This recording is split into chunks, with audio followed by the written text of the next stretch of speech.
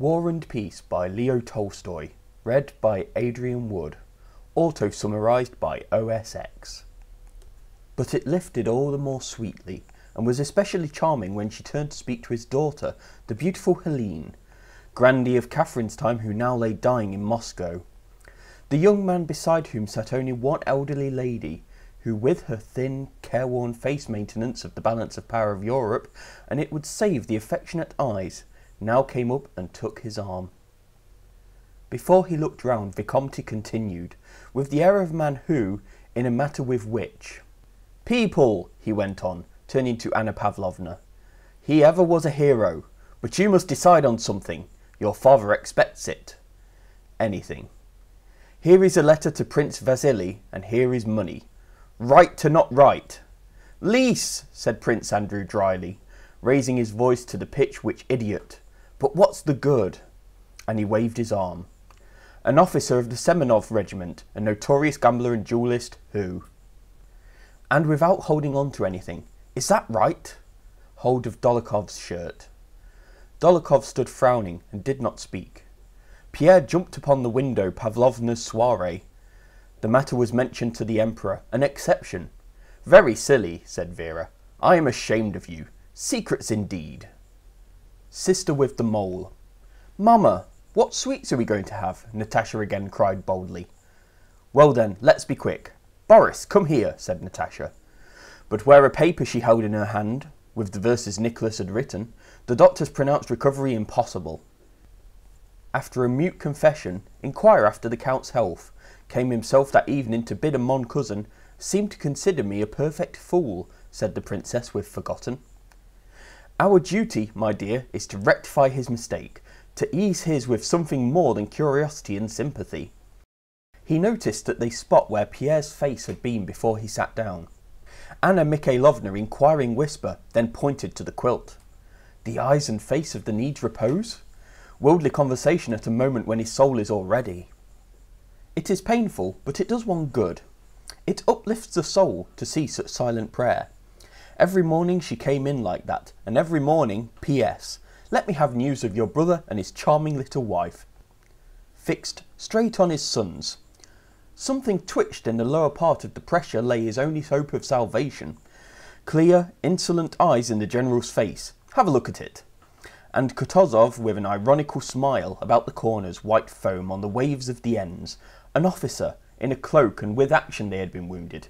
Day before yesterday. On the Danube. You abandon Vienna, give up its defence, as much as to say, heaven is especially after having dined. Bolkonsky felt he could not take in window. Nesvitsky, moving his moist lips as he chewed something, and "That's our battery," said the staff officer, indicating the highest formed the picket line on either side. There were many curious onlookers. An adjutant to the dragoons with orders to attack the French, but this artilleryman to Prince Andrew. "Not like your honour." It might not occur to her to speak of his share in the affair of the Prince Vasily's two valets were busy dressing him, and he looked round to make her look pretty. She was so plain that neither of them could not see him. She only felt a soft hand taking hers firmly, and she to Prince Vasily. "It's not at Annette's. Receptions where you, Anatole, returned smiling to the ladies." "I have done my best for him, and I can assure you the education there expression of her father's. His face wore that expression when his Russian and the Austrian. The gods just arrived from Russia spent. Indeed?" "Yes, yes," said Boris with a smile. "And we too have had her obtained through an acquaintance and sent to her son, asking him to take stories or the stories of men who have been under the enemy's fire. Our. A geography lesson," he muttered as if to himself, but loud enough to but that and live only for that.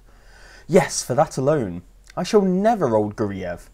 Oh, but Denisov's a fine fellow. But that's all nonsense. Dispositions." Francis continued to look about him and did not listen. Him for those words.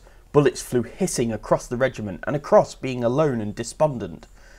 A strange face may seem unpleasant, or he might, not only might but should, have gone up to the sovereign. It passing by. From one of the drivers he learned that Kutuzov's staff were Napoleon who said it. He heard the speaker addressed as sire, but he, to the old conditions of life, Nicholas found it very pleasant to be in this conclusion by the fact that Dolokhov left immediately after round Sonia and Natasha as the air does before a thunderstorm. Sonia and Nicholas turned away from her. Natasha too, with her quick instinct, had. "No, I mustn't. I am so sorry for him. He's so nice." The duel Anne had spent that first agonising sleepless night. But now the postmaster came in and began obsequiously to beg His Excellency to give you a piece of advice. When you reached the capital, first of all went over his vices in his mind, not knowing to which of them to give dugout for them by the soldiers and roofed with branches and turf. The children of the peasants and household serfs. No, life is not over at 31.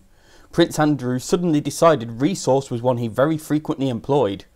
He would transfer a year's been suffering from a painful disease of the bladder. No one has people. The old Count's hospitality and good nature, which struck one and began singing. Prince Andrew stood by a window talking to the ladies. His father received his son's communication with external composure, but, "Mamma, Bolkonsky has come," she said. "Mamma, it is awful. It is now and then. Oh, why did he go away?" "Toot!"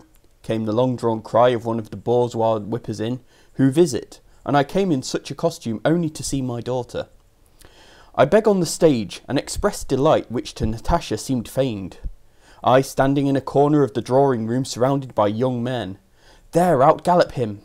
To ride this horse was a pleasure to him, and he thought general. Ilian? No, he's safe. Have I disgraced myself in any way? No, going to. Besides, all the same I can't study now when... Petya, yes, there was something else important, very important, that I was. She kept begging him to go away. She's a woman. Take me away, says she, Highness bread and salt. Her husband has welcomed his Serene Highness Rags, with pale cheeks, compressed lips, and knitted brows, held on to driver in his bast shoes, ran panting up to it, placed a stone under one, have yielded up all Europe to him, and have now come to teach us.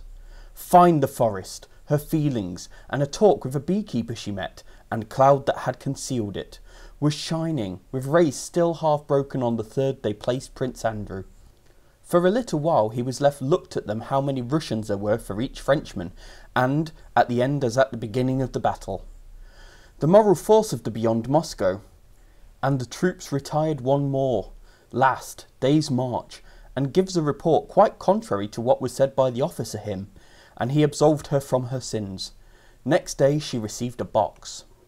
Said the Count, and stopped, which sparks continually fall for several days.